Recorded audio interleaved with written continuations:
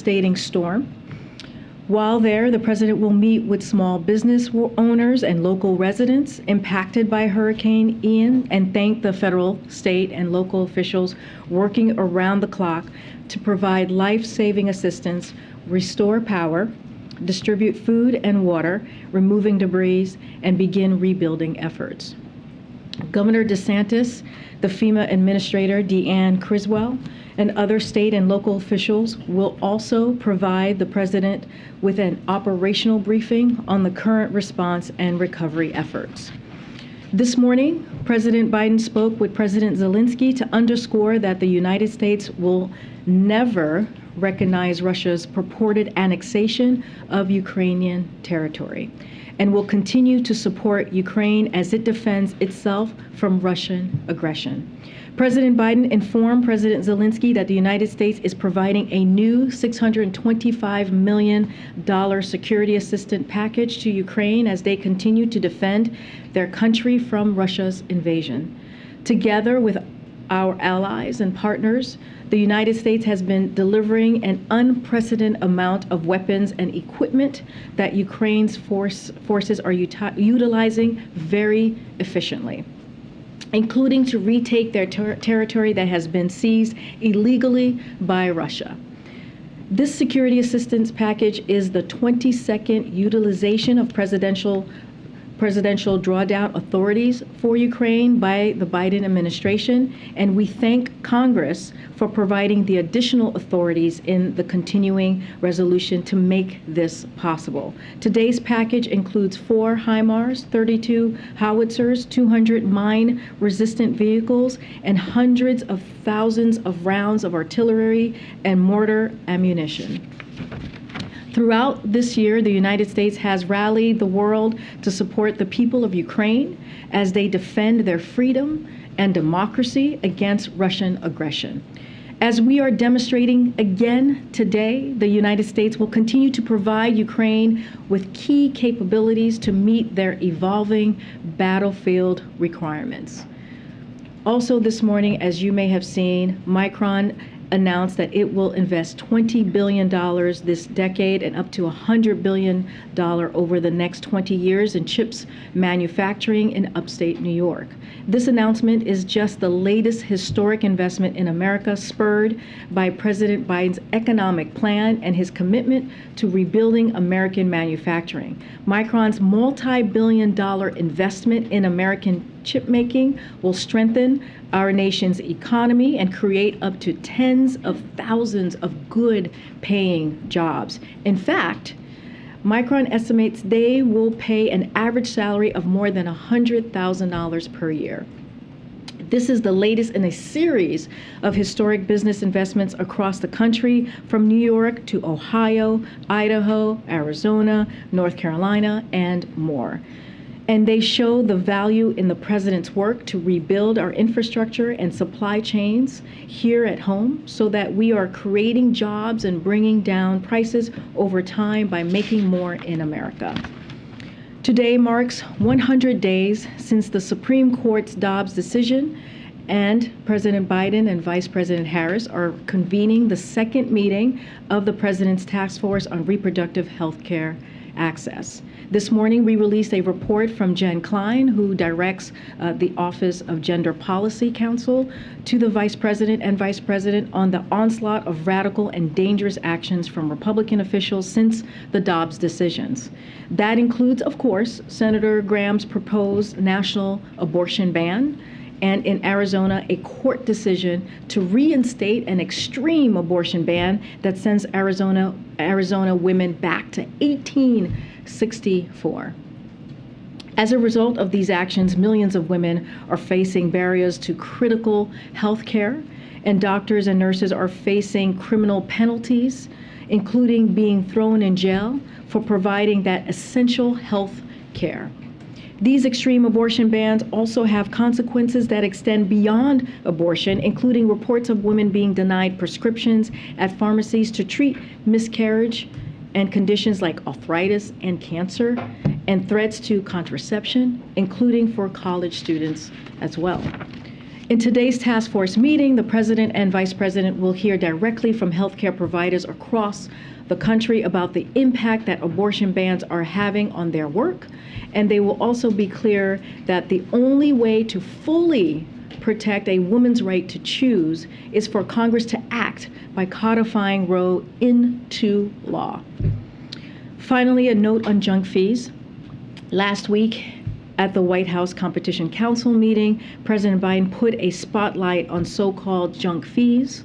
He explained that too often, companies impose hidden or surprise fees that prevent customers from seeing the full price of what they're buying and hit the most vulnerable Americans the hardest.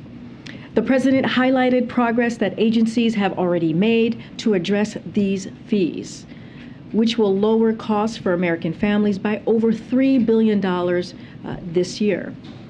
And we're pleased to share that the Biden-Harris administration has now delivered even more results for consumers.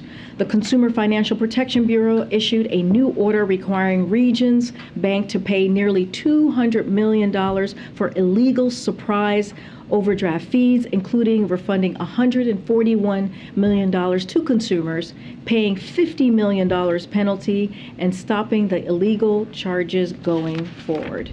With that, Colleen, you want to kick us off?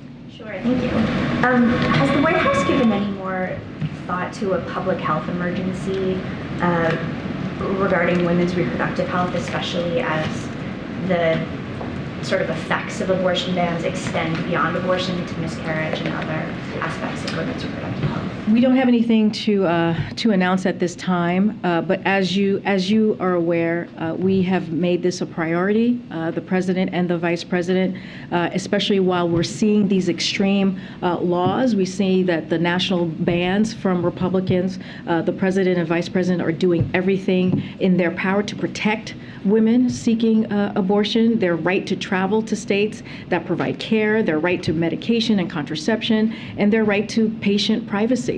Look, we've taken a range of actions to ensure access. As you know, we've taken some executive actions very early on, and today you'll hear from the president and vice president on what the additional actions that we will be taking. But we have been very clear. You heard that in the beginning of the briefing and what I just said.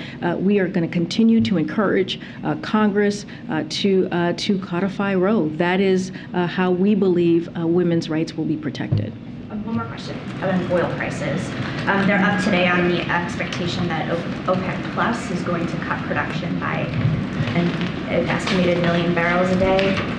Would a production cut endanger global supplies, and how does the president plan to respond? So just to be very clear here on that piece, we're just not going to comment on any OPEC action until OPEC acts, as you all know.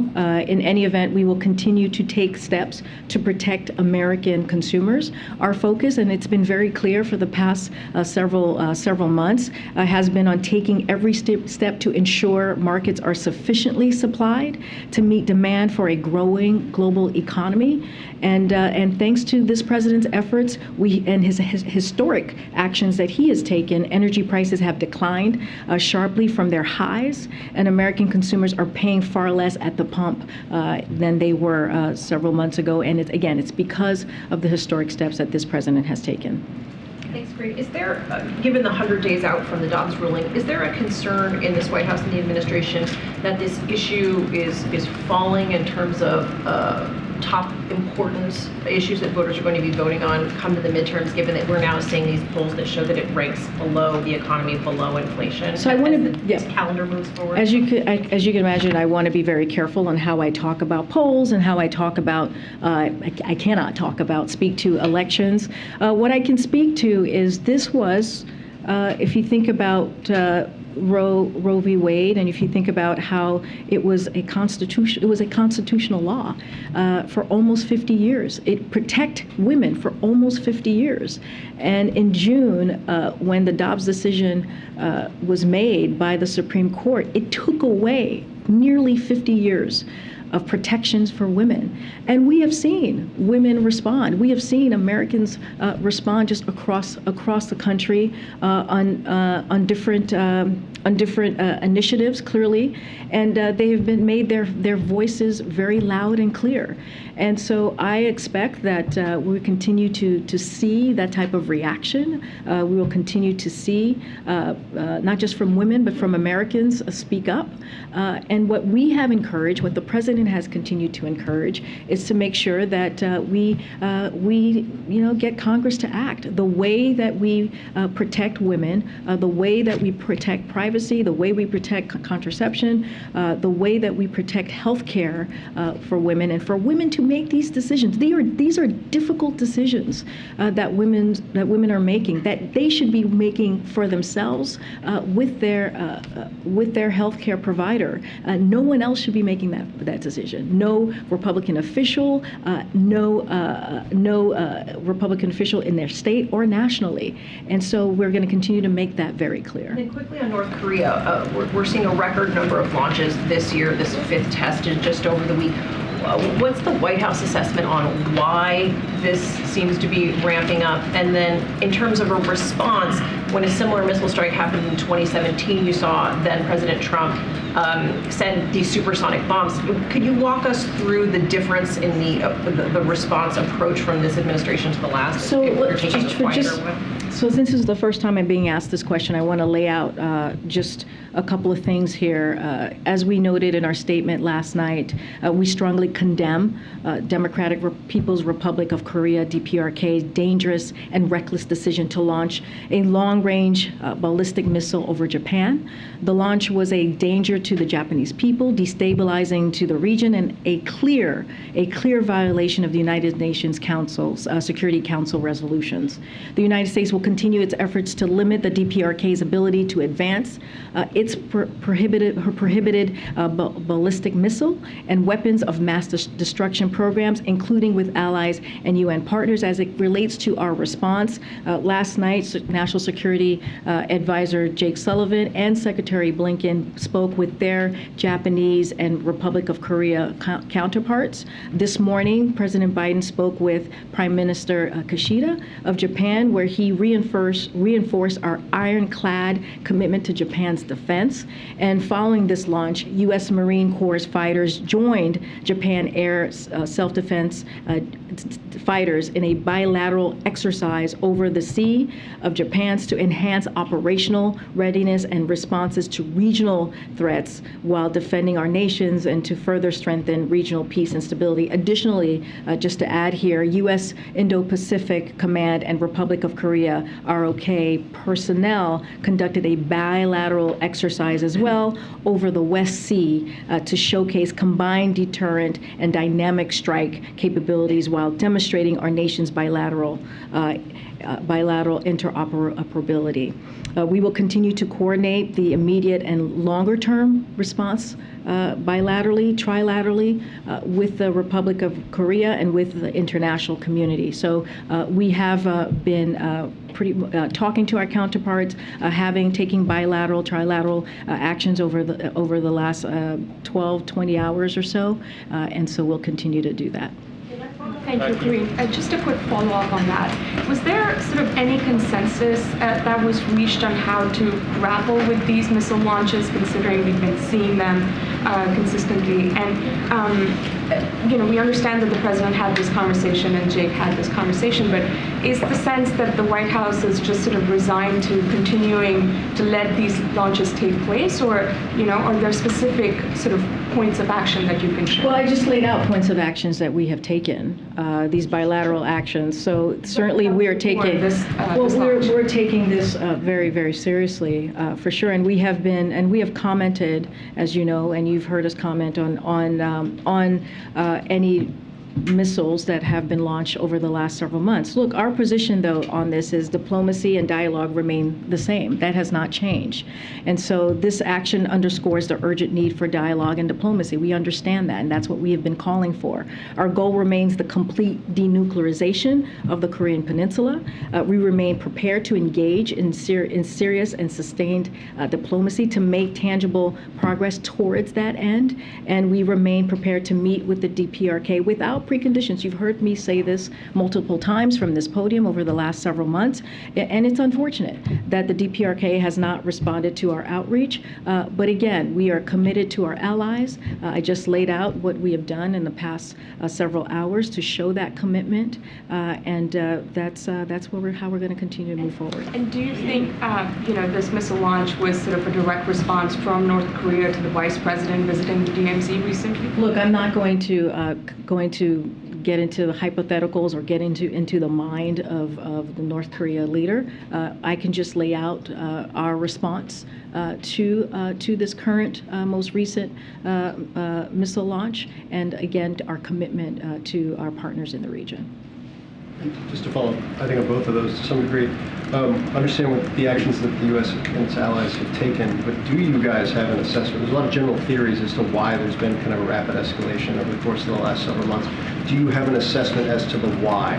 What are they looking for? What do they want? What is the administration's view of the goal behind these escalations? I'm not going to get into any assessments from here. Clearly, that is something that we are always keeping a close eye on. What I can speak to is our response and our continued efforts to limit the DPRK's ability to advance its ballistic missile and weapons, and that's what we are going to continue to move forward. Again, I laid out our response. I'm not going to get into analysis or specifics as to the why. Okay. And then on Iran, there's been a notably different posture from the administration this time around with protests when compared to 2009 in those protests. Obviously, there's already been sanctions. The president kind of telegraphed more sanctions potentially coming in the days ahead. What is the objective here for the United States? Is it to stop the protest crackdowns? Is it to have Iran change the laws that are being protested right now, or is it regime change? What's the kind of goal here? So what our purpose is, and you've heard from the president, you've heard from me, you've heard from the National Security Advisor at this podium and on various networks, is that we stand with all the citizens of Iran who are inspiring the world with their bravery. And we will continue to stand with them. That's how we see our role here. Women and men in Iran should have the right to freedom of expression and assembly. Women should be able to wear what they want, free from violence or harassment. Iran must end its use of violence against its own citizens simply for exercising their fundamental freedoms, their fundamental rights. We will continue to take action to hold Iran officials accountable and support the rights of our Iranians to protest freely. We have, just last week, we laid out the actions that we were taking, making sure that Iranians had access to internet as the government was stopping that freedom to access their right to global internet. We took actions there, and we'll have more this week. You'll hear from the United States on what will be imposing further costs on those how we will be imposing further costs on those perpetrators of violence against peaceful protesters, and we'll continue to hold Iranian officials accountable. But there's no goal to elevate the protests to create perhaps instability in the regime or anything? Well, we see our role are making sure that we show our support and stand with the citizens of Iran at this time. And as you have seen from our actions, that we are taking this very seriously, and you'll hear more this week. I wanted to ask about the status of Brittany Griner's release. As you know, the Russian court has set a court date for her. But this offer has been on the table for months now. Is there any sort of movement to get her released? And is there any sort of deadline that the administration can propose to get some kind of movement on this? So let me first say that we are aware of Russia's announcement that Brittany Griner will be forced to undergo another sham judicial proceeding. She should be released immediately. As we have said many times, Brittany Griner and Paul Whelan have been wrongfully detained by Russian authorities. President Biden, who met with, as you all know, their families about 2 weeks ago right here in the White House, is continuing to direct his administration to engage with Russian government through every available channel and make every effort to bring them home. That is a commitment that he has made. As I have said many times, it is again a commitment that he has made on their particular negotiations. But we want Russia. What we will say is that we want Russia to take the offer that we have put on the table, a substantial offer, as you've heard us say many times, seriously. And if not, or they could make a serious counteroffer, but they need to make a serious counteroffer. But again, the president has demonstrated that he is willing to go to extraordinary lengths and make tough decisions to bring Americans home, as he did just over the weekend to bring home all of the Americans designated as wrongfully detained in Venezuela. So this is a commitment that he has made to the American people, and this is a commitment that he has made to their families. You were saying, and if not, then what? I mean, for her family that's been waiting for this for months, and Russia hasn't made any indication that they're accepting this deal. I mean, what else can the administration do to apply? So I just laid out that they should take this offer, the substantial offer that we've put on the table seriously, or make a serious counteroffer. But we need to see a serious counteroffer on this. Look, the president has demonstrated many times during his administration how seriously he takes this, how seriously he takes Americans who are wrongfully detained. We have seen this just over the weekend. We saw this with Trevor Reed.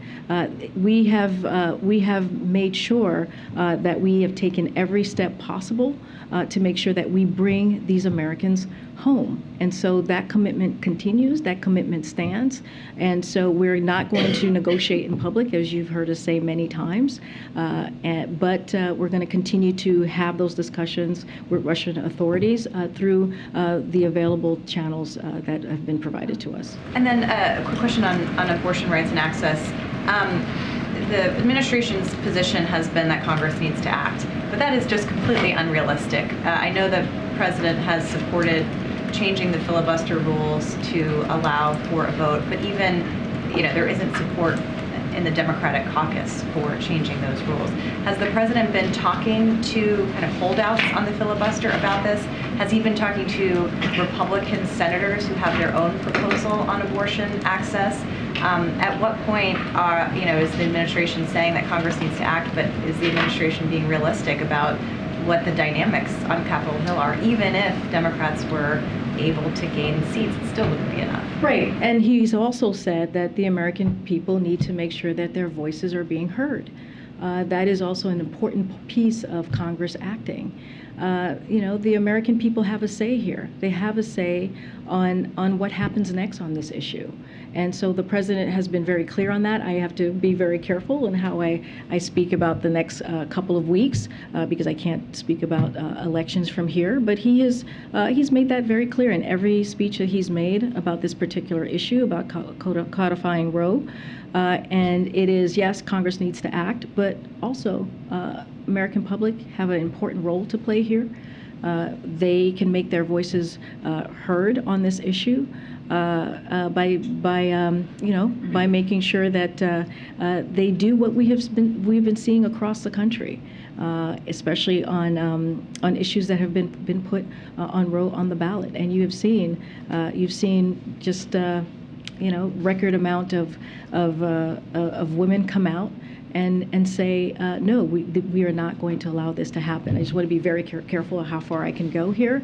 But again, this is something that the American people have a say in as well. Hey, Karine. One more for me on North Korea. You've laid out a number of the bilateral and trilateral conversations that are happening at all levels of the government with our allies in the region. In the past, we've seen that China is often a useful interlocutor in terms of dealing with the North Koreans. Is there any outreach at this stage to some of our Chinese counterparts to try to maybe see if there's a way they can be helpful in this situation? And do you have an update on whether the president might be meeting in person with President Xi at the G20?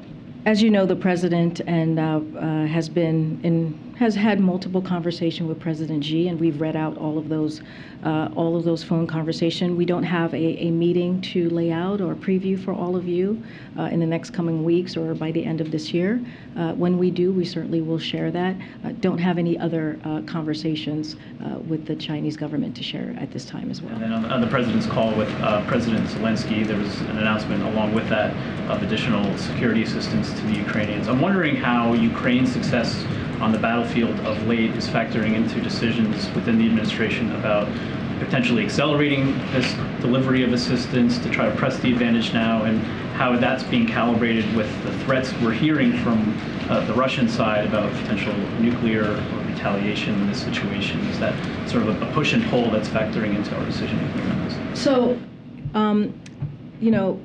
we always say nothing without Ukraine, no action on Ukraine without Ukraine, right? That is something when it comes to any type of diplomacy or conversation that's being had, that certainly they have to be in the room for that piece. And look, when it comes to the potential nuclear threat, we have been very clear about that. We take any nuclear weapons or nuclear saber rattling very seriously here. But I do want to say, that we have not seen any reason to adjust our own strategic nuclear posture, nor do we have indication that Russia is preparing to imminently use nuclear weapons. What you're seeing, the $600 million that we announced today of nuclear assistance, of security assistance, is just a continued commitment that we have showed to Ukraine, because as you all know, they are fighting. The brave people of Ukraine are fighting for their freedom. They're fighting for their sovereignty, and so this is something that we believe, not just the U.S., our allies and partners around the world see this as an important partnership that we have to make sure that Ukraine is able to do that. And so, as we have seen their successes on the battlefield, as we have seen them take back even territory that was supposedly annexed just a couple of days ago, we're seeing them have those gains and taking back their own territory. And so we're going to continue to make sure that we are there for the Ukrainians. That's why you heard we did the readout of the president's call with Zelensky, saying that we are going to continue to be there and be in partnership with them, and also give them a heads up of what we're going to provide, and making sure that they continue those successes on the battlefield. Look, this is important. This is very serious. When you're talking about a country's democracy, when you're talking about a country's freedom, it is important for us to be there and stand with the Ukrainian people, and that's what you're going to continue to see. And one last question for me.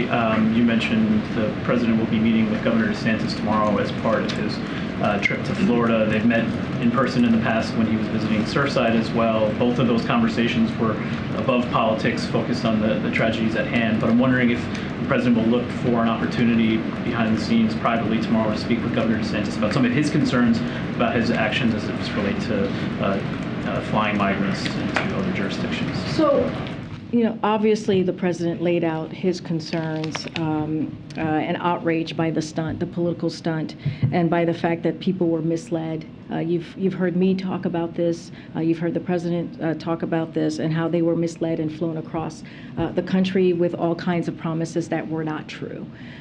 There will be plenty of time to discuss differences between the president and the governor, but now is not the time.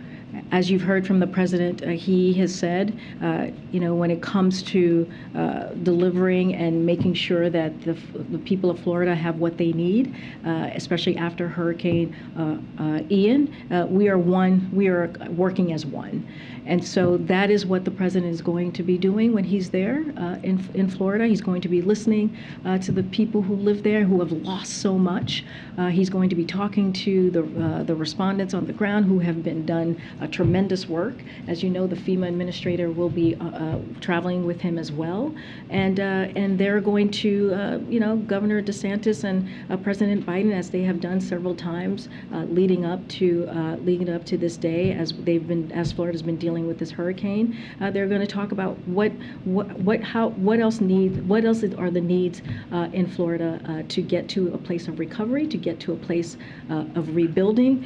But again, this is going to be, as you've said, head above politics. You have seen them do this before. When Surfside, I remember you traveled with us when we went to Surfside, when the president and Governor DeSantis listened to the people of Florida who dealt in that community, who dealt with so much lost loved ones. And so that's what you're going to see again tomorrow. And also you saw that yesterday in Puerto Rico.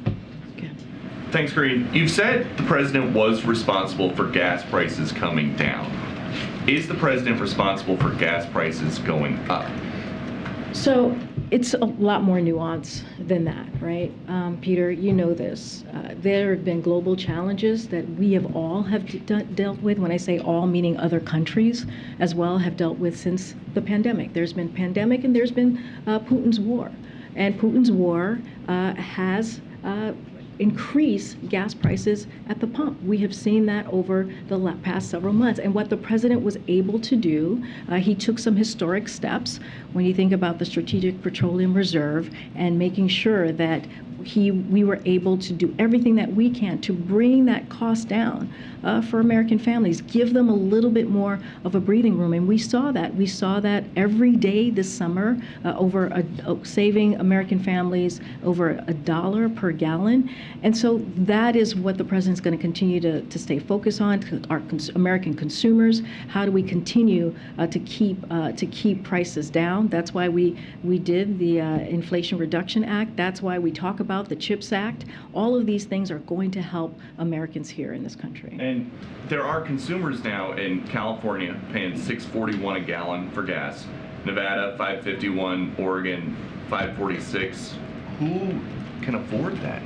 And we understand that. That's why the president worked so hard the past several months to make sure that he did everything we can to bring gas prices down. We have seen fastest. I know you're pulling out a couple of areas across the country, and I get that. And we understand that there's more work to do. We have never said we were done here. We have always been very clear that there is more work to do. But we have seen, the reality is, we have seen the fastest decline in gasoline prices in over a decade. That's because of what this president has done.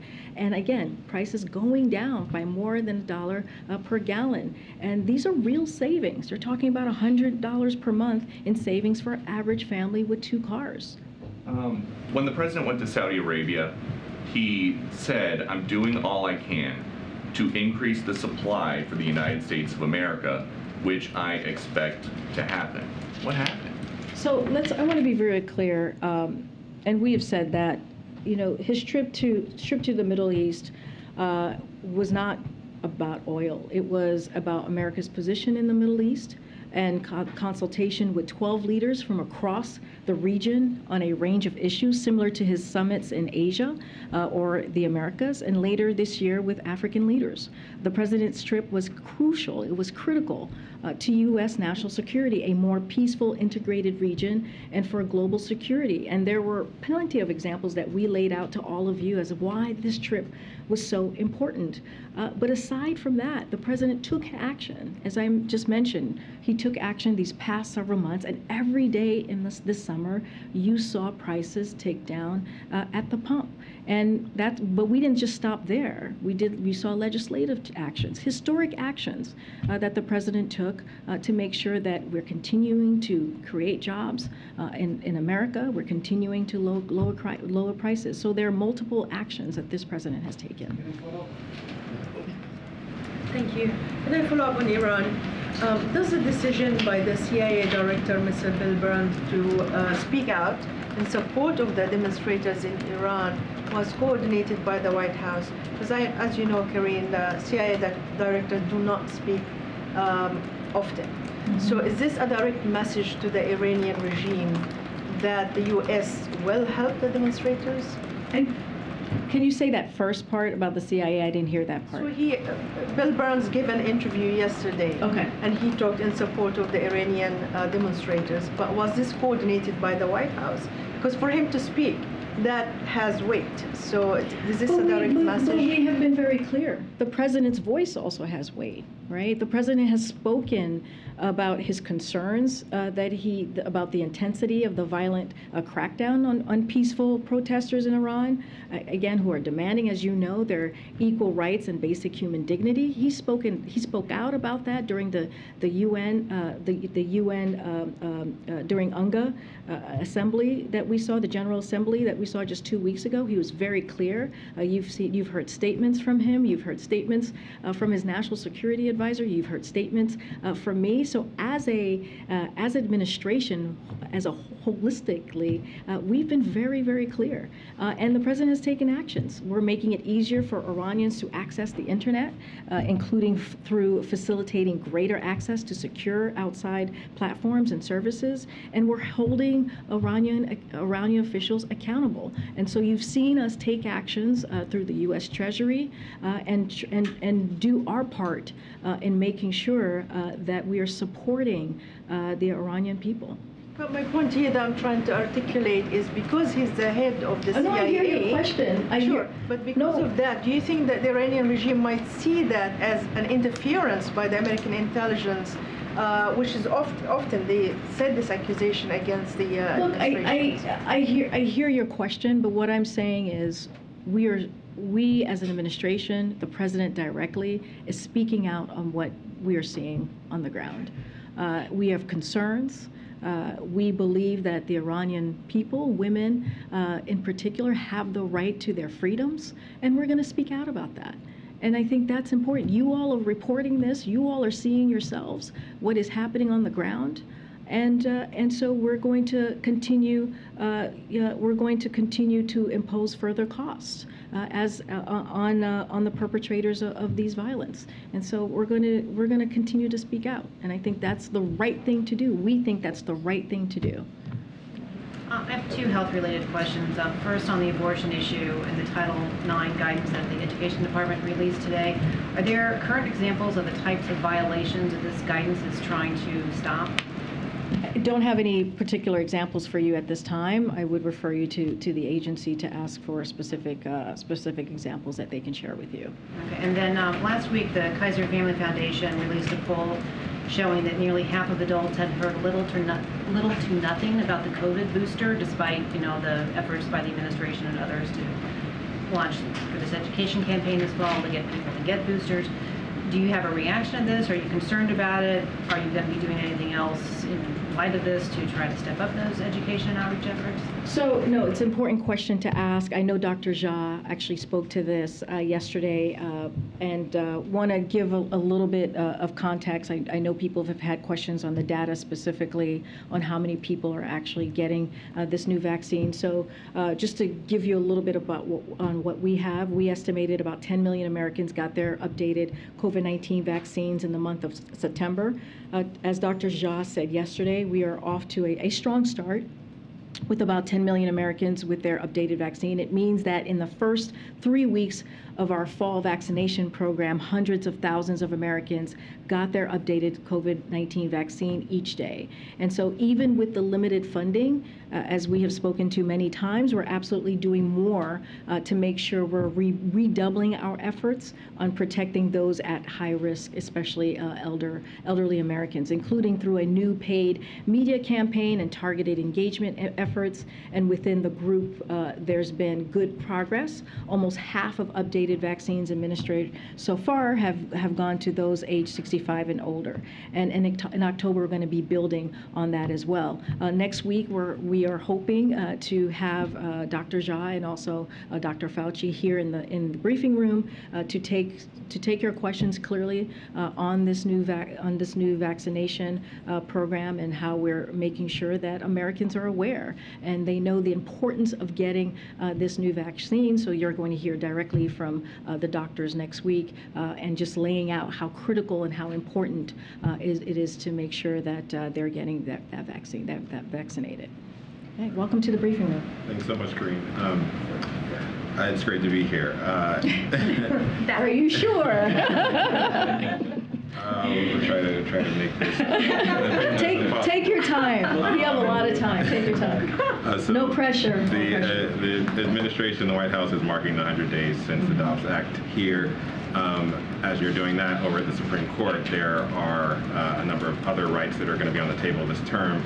I'm thinking about voting rights. I'm thinking about potential affirmative action, Clean Water Act, and this administration received some criticism for its for how proactive or how reactionary it was to the Dobbs Act, and I'm wondering if some of those other rights, if the White House is taking proactive action to potentially get prepared for seeing the Voting Rights Act scaled back or seeing the end of affirmative action in universities.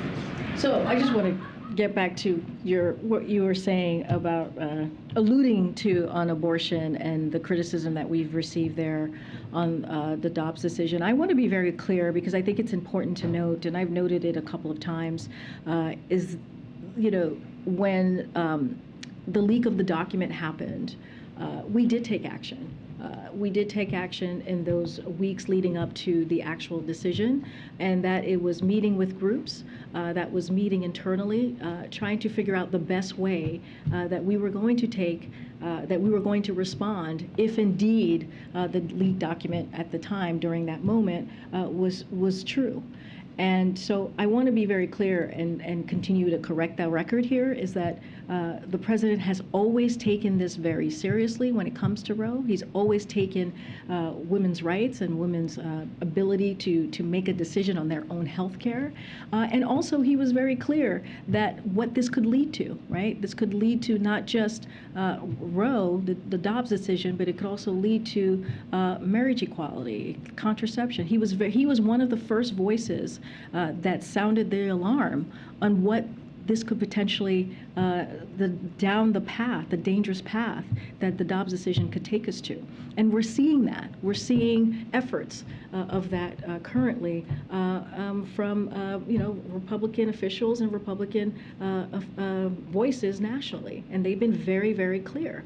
So as it relates to this question of the courts, yes, the protections that we have held so dear and near are once again on the line in this term. And we are very clear about that, and we understand what is potentially at stake here. We will continue to do everything within our power to defend fundamental rights from special interests that are bent on destroying them.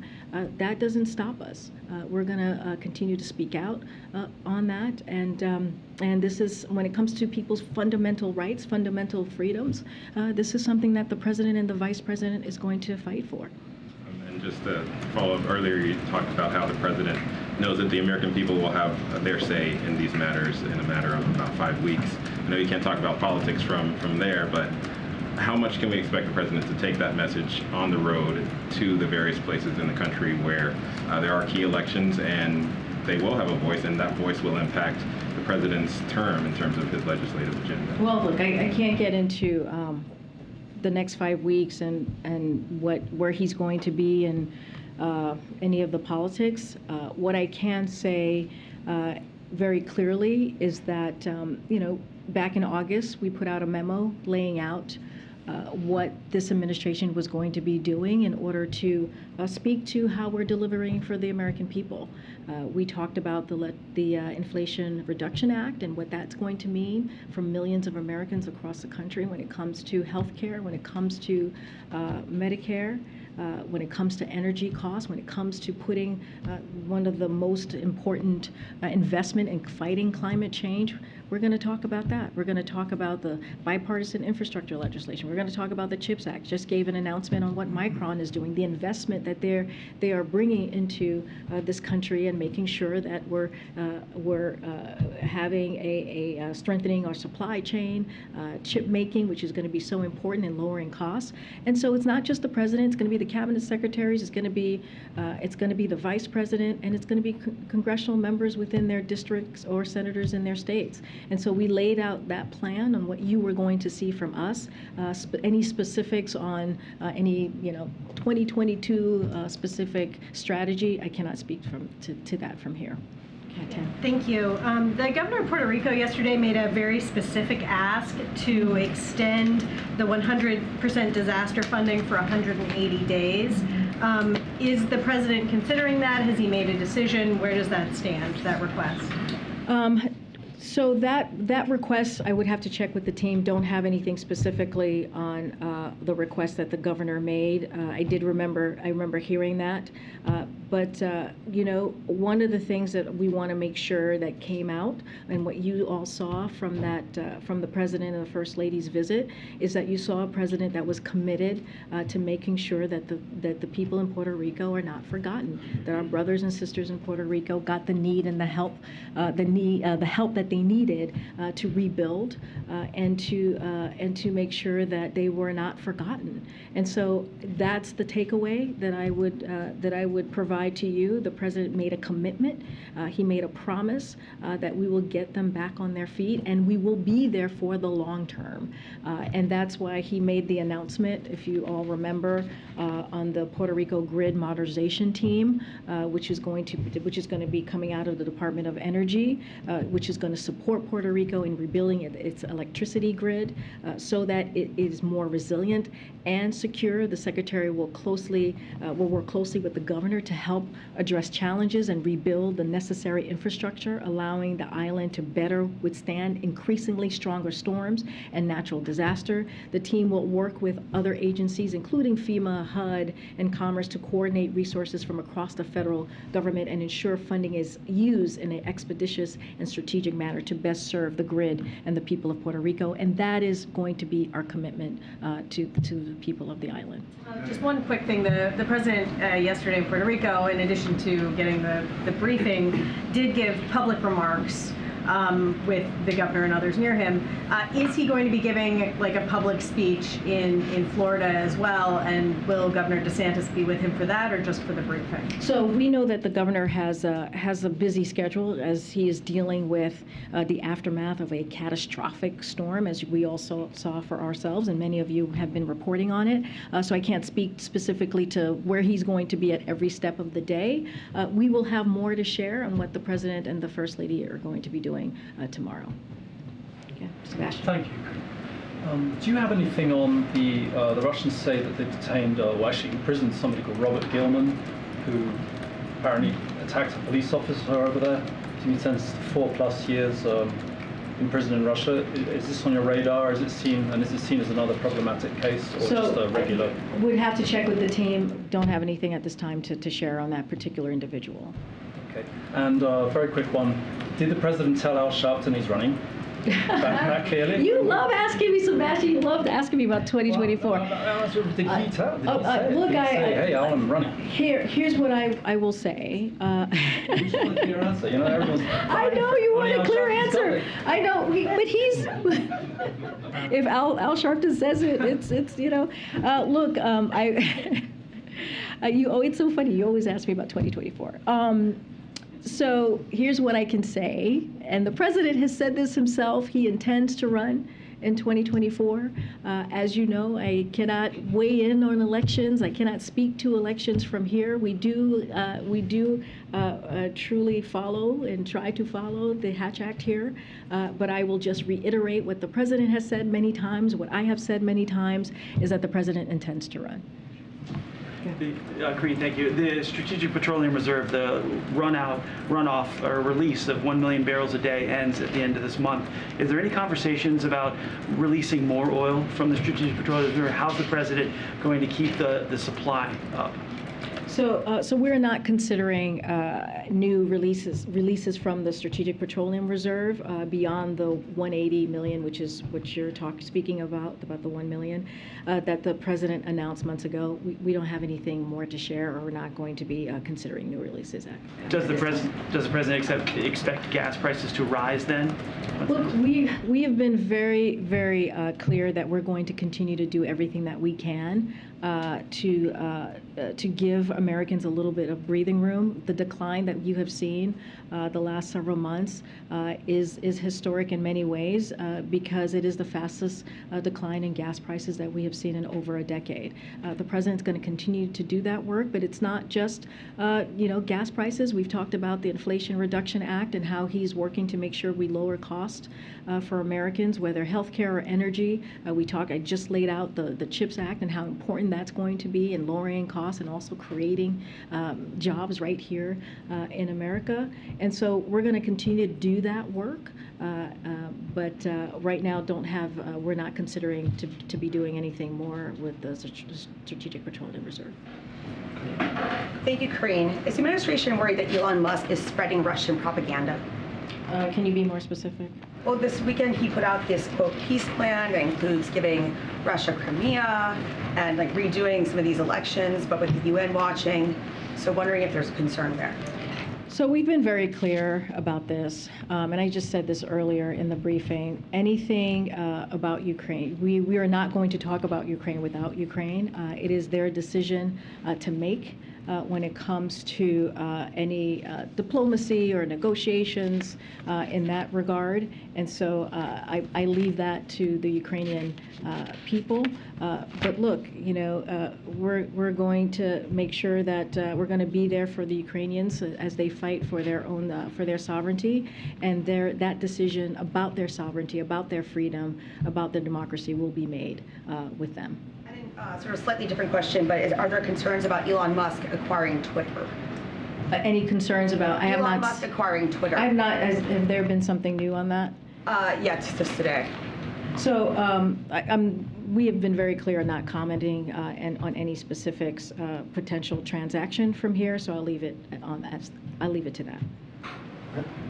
Thanks, Karine. The administration has said Americans would be able to apply for student loan forgiveness beginning early this month. Is the process being held up at all because of the lawsuits that have been brought?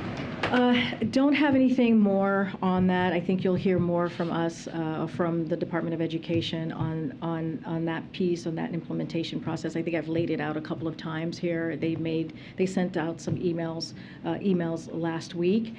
But as it relates to the legal pieces, the lawsuits that you're seeing across the country, it's a shame. It's a shame that you have Republicans out there, Republican groups, Republican states that are trying to stop Americans from getting a little bit of a breathing room, a little bit of break.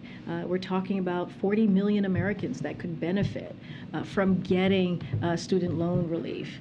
And it is shameful that they are siding with the special interests. It's shameful that they're not siding with the American people on this.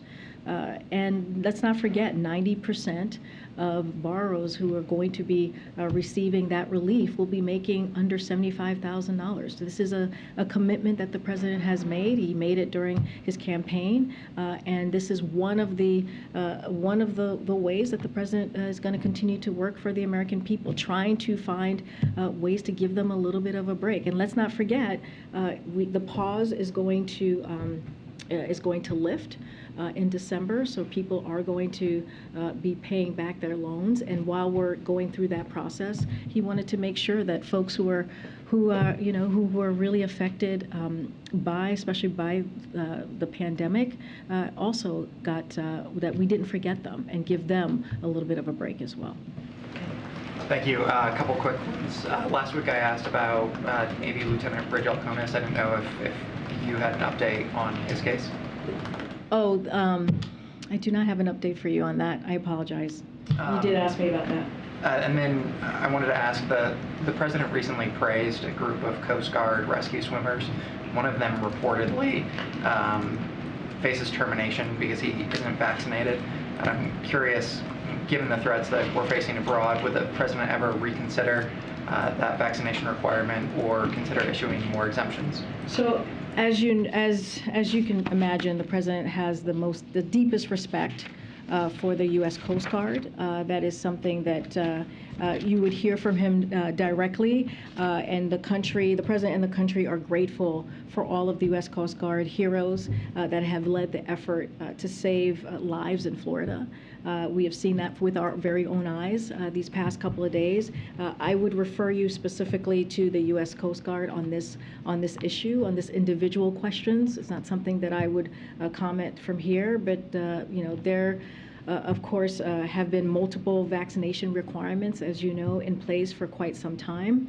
But again, I'm not going to comment from here on an individual case. Okay, then a third one. Last week, the president brought up the Italian election unprompted in some remarks, and he seemed to say that the election of the Italian prime minister, or I should say the incoming Italian prime minister, was part of this larger, greater global struggle between democracies and autocracies.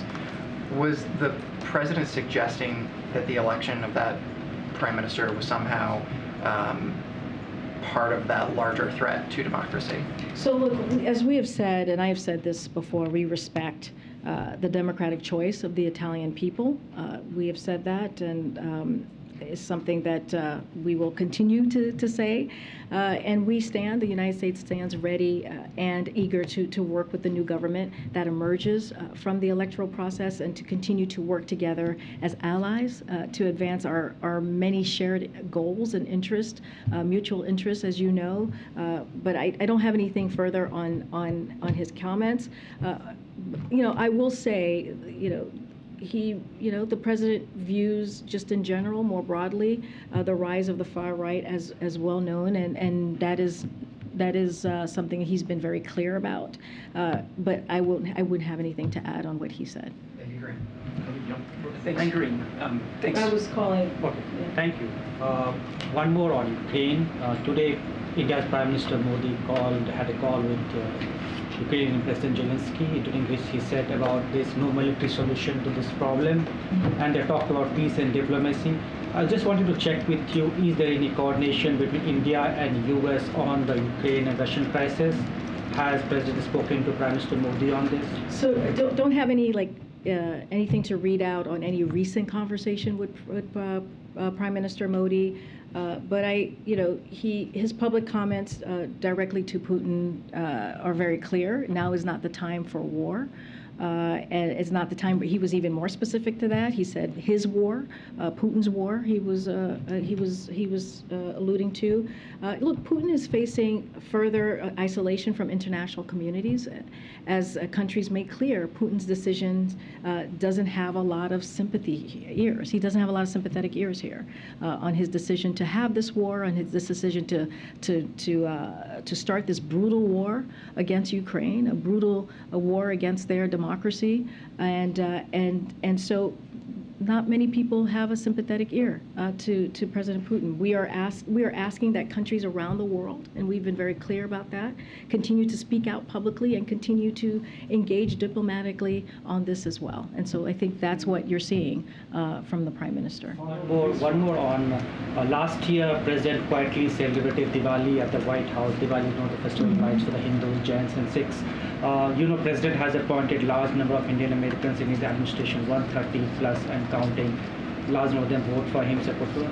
Does the president has any plans to celebrate Diwali with the Indian Americans community leaders in the White House this year?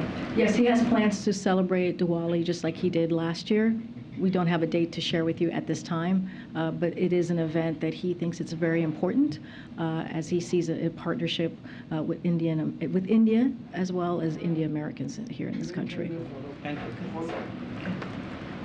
Yeah. No, thank you. On abortion, it's been 100 days since Dobbs. It's been more since the draft leaked. Isn't it fair to say that if the administration saw any significant benefit in an emergency declaration, that it would have happened already? Look, the administration has taken bold actions for the past several months since the Dobbs decision back in June.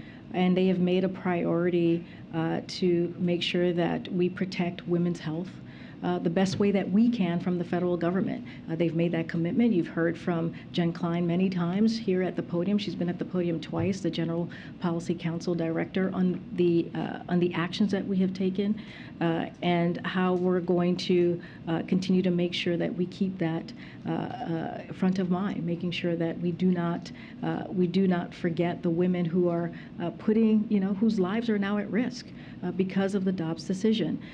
So look, At the same time, the president has been clear that the only way to really protect women's health is to codify Roe. And so that is something that you're going to hear from this president today. You're going to hear from the vice president as well. And the vice president has led on this effort. She has met with, I would probably argue hundreds of local officials and has spoken to this across the country and made the voice of the administration very clear on this. So look, we've been very clear. It's limited on what we can do at the federal level. The president has been clear on this. But the way that we get to a solution here, that we make sure that these difficult decisions that women have to make, the potential of contraception being on the chopping block, and privacy and being at risk, and marriage equality being also at risk, as we are seeing from Republican officials and what they're saying and what they're alluding to that they will do next. We have SCOTUS that's back, as somebody was asking me, the actions that they can potentially take. We believe in protecting the fundamental rights and freedoms of Americans, and we're going to do everything that we can to make that happen. And real quick on gas prices, you alluded to some of the steps that were taken to drive gas prices down. Now that they're going back up, is the White House confident that it has the policy tools remaining to drive those prices back down, or are all the good options essentially exhausted at this point? So, look, again, we're going to do everything that we can here in the administration to lower costs for Americans. That is going to continue to be a #1 priority, especially as we look at the president's economic plan. We're continuing to release oil from Strategic Petroleum Reserve through November. That has not stopped. That continues. As the president, as we know, announced that this past spring. We're continuing to engage directly with industry to ensure that the private sector is also doing everything it can to build resilience ahead of the coming season. We know winter is here. And on Friday, the president team met with energy companies and emphasized that energy companies with record high profits, record high exports, and record low inventories must step up and bring down the prices at the pump. He's been very clear. You heard him say that last week. The president and his senior team are directly engaged on these issues. And again, it will continue to be lowering prices for Americans a top economic priority for this administration. Thanks, Karine. All right. Thanks, everybody. Thank you, Karine. Okay.